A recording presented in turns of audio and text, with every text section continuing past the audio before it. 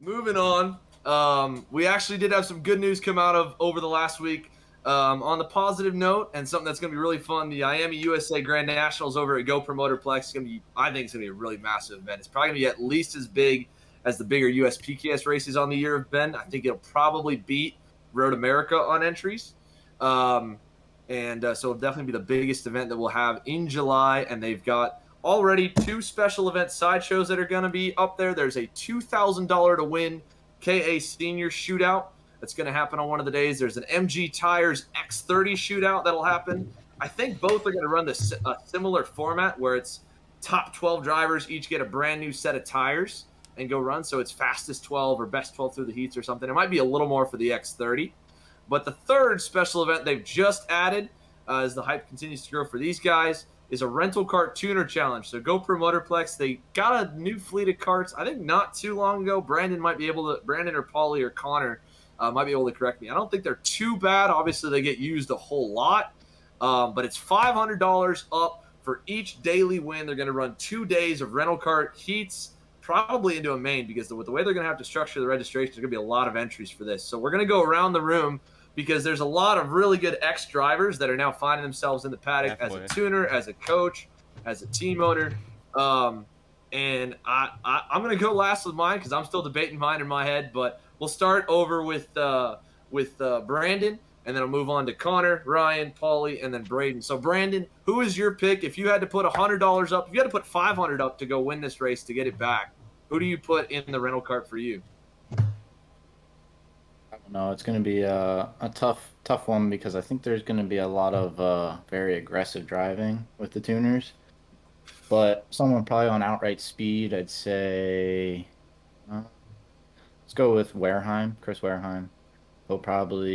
He's probably one of the most recent guys to move out of like the senior rank. So I think he'll still pretty fresh in the seat. He might be able to get it done. All right. Connor, who you got? Dalton Dow.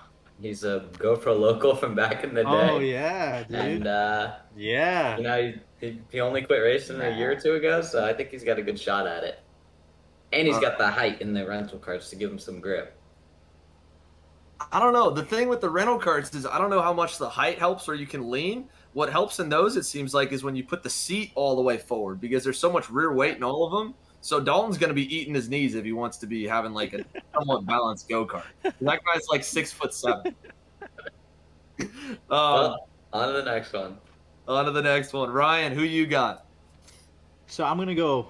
I got two people that I think are gonna do well, and I'm gonna go both ends on a tall and then a small. And I'm gonna Luke Selikin as the tall driver because he's good at GoPro. He's a good driver. So there for that one, and then I'm gonna go AG Austin Garrison, good old G Money, to take it for the small category because I think he's got that dig that you need in a rental cart, up on the wheel. So I'm gonna go with Luke Selikin or Austin Garrison. See, here's the thing, Ryan. All right, both those guys have literally driven in races this year. Okay, but they are mechanics. They're straight mechanics. They're both. They're part-time driver, full-time. Who am I? I do more mechanicking than driving. Yeah, so, come on. All right, you're racing it. Moving on. Ryan's DQ'd from that one. Oh, Paulie, come on. Paulie, I thought about Garrison, but I was thinking Mike Geeson. All right, see that's a good pick. That's a good pick right there. That's valid.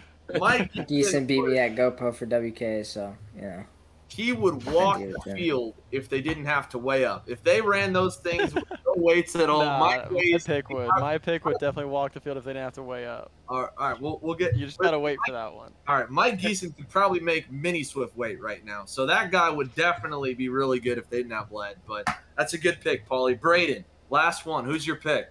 I don't know how everyone's sleeping on Jonesy. Eric Jones would for sure win that race. Oh, he owns the place. He's not allowed to do it. Bro. He's not allowed. It's a conflict of interest. Yeah. If he gets in there, he's too good in a rental cart around there. He's paying himself $1,000. What's the point of that? Yeah. I'm pretty sure he still holds the record too. I think no one's even come close to the record. Is that right, Brandon? I'm pretty sure Eric's got the all-time record on the rental carts there. Probably. It wouldn't surprise me. Yeah. Well, all right. That's a fair enough pick. Now, last pick here. We've only got a couple minutes left before the segment is over. who do we have as the guy who cuts the track or at least like causes the biggest wreck on purpose? So we're gonna, because there's gonna be some intent wrecking going on. I think we all have the same answer. Scary 69. Yeah. First thought in my head. First thought in my head. Scary 69. I would put Gary Willis. Scary Scary 69, Gary Willis. I'd put him not only as the first guy to intentionally wreck someone, but definitely the first guy to get in a screaming match or punching match at the scales at the weigh house. And the difference is there's nothing in the way, right? When they go to weigh in with their lead, they're going to be standing with lead like in their hands, standing shoulder to shoulder. God. It's not like a cart scale line where the carts roll over the scale. So, I mean, Gary's got a loaded weapon in his hand, and he is right next to the guy that he thinks probably wronged him. So, yeah, we'll definitely need to have. I'm gonna tell Eric for that one to probably bring a couple extra cops on hand to be ready to break up some fights. I'm sure there's gonna be some, especially I want to see Scary 69 against Jason Birdsell. that would be a good I think that would be a good one. Couple more seconds. That- Almost done. one.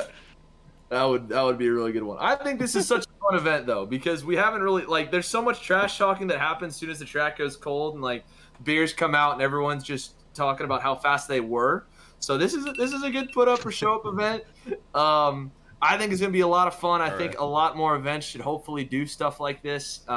It is just so cool to have some extra fun going on, even at like the big levels. So it's really cool. Hopefully it's a trend to come. When we come back, we've got a little.